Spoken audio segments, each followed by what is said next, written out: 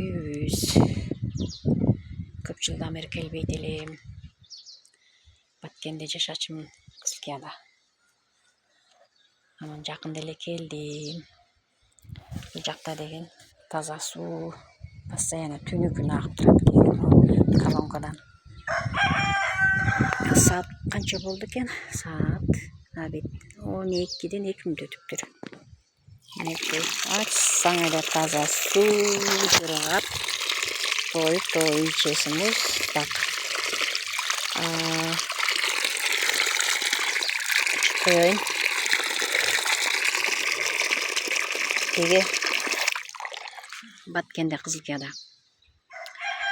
мындай суу жок, таза суу. Биз жанагы байрам дайрасынан келген сууну ичебиз да, ошонун багы сааты менен берет.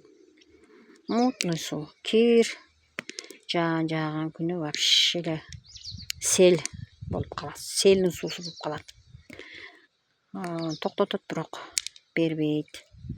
Суу тунуганда анан кийин берет шаарга сууну.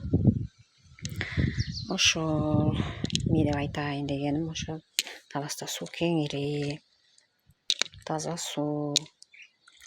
Анан деген биздин Кызылкиядагыларга кыйын эле суу жагынанчы. Кир суу ичип жүрө береткенбиз да, качан биз дагы баткендиктер, кызылкиялыктар таза суу ичет экенбиз,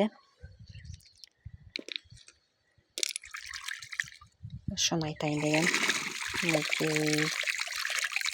Түнү күнү чыгат.